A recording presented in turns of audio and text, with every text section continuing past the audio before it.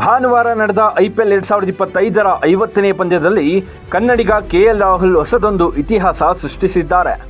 ಯಾವ ಕ್ರಮಾಂಕದಲ್ಲೂ ಸಹ ಆಡಬಲ್ಲ ರಾಹುಲ್ ನಿನ್ನೆ ನಡೆದ ಪಂದ್ಯದಲ್ಲಿ ಭರ್ಜರಿ ಆಟವಾಡಿ ವಿಶ್ವ ಶ್ರೇಷ್ಠ ಆಟಗಾರರ ದಾಖಲೆಯನ್ನು ಉಡೀಸ್ ಮಾಡಿದ್ದಾರೆ. ಗುಜರಾತ್ ಟೈಟನ್ಸ್ ವಿರುದ್ಧದ ಪಂದ್ಯದಲ್ಲಿ ಟಾಸ್ ಸೋತ ಡೆಲ್ಲಿ ಮೊದಲು ಬ್ಯಾಟಿಂಗ್ ಮಾಡಿ 199 ರನ್ ಕಲೆ ಹಾಕಿ ಭರ್ಜರಿ ಟಾರ್ಗೆಟ್ ನೀಡಿತು.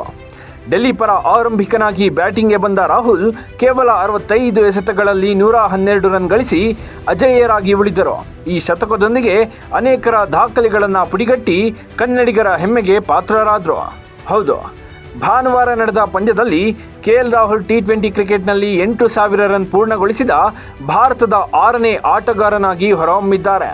ರಾಹುಲ್ಗೂ ಮುನ್ನ ವಿರಾಟ್ ಕೊಹ್ಲಿ, ರೋಹಿತ್ ಶರ್ಮಾ, ಶಿಖರ್ ಧವನ್, ಸುರೇಶ್ ರೈನಾ ಮತ್ತು ಸೂರ್ಯಕುಮಾರ್ ಯಾದವ್ ಈ ಸಾಧನೆಯನ್ನು ಮಾಡಿದ್ದು, ನಿನ್ನೆ ನಡೆದ ಪಂದ್ಯದಲ್ಲಿ 33 ರನ್ ಬಾರಿಸಿ 8,000 ರನ್ ಪೂರ್ಣಗೊಳಿಸಿದವರ ಸಾಲಿಗೆ ಸೇರಿಕೊಂಡರು.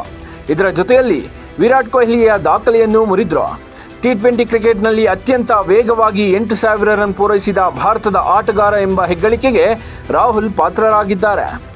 ಆದರೆ ಭಾನುವಾರ ನಡೆದ DC ವರ್ಸಸ್ GT ನಡುವೆ ನಡೆದ ಪಂದ್ಯದಲ್ಲಿ ರಾಹುಲ್ ಈ ದಾಖಲೆಯನ್ನು ಸರಿಗಟ್ಟಿದ್ದಾರೆ. ಕೊಹ್ಲಿ 243 ಇನ್ನಿಂಗ್ಸ್ಗಳಲ್ಲಿ ಈ ದಾಖಲೆಯನ್ನು ಸೃಷ್ಟಿಸಿದರೆ, ರಾಹುಲ್ ಕೇವಲ 224 ಇನ್ನಿಂಗ್ಸ್ಗಳಲ್ಲಿ 8,000 ರನ್ ಪೂರೈಸಿ ಕಿಂಗ್ ಕೊಹ್ಲಿ ದಾಖಲೆಯನ್ನು ಹಿಂದಿಕ್ಕಿದ್ದಾರೆ. ಈ ಪಂದ್ಯದಲ್ಲಿ ರಾಹುಲ್ ಶತಕ ಬಾರಿಸಿದ್ರೂ ಸಹ ಟೈಟನ್ಸ್ ವಿರುದ್ಧ DC ಸೋಲಬೇಕಾಯಿತು. Bureau report, Boss TV Kannada.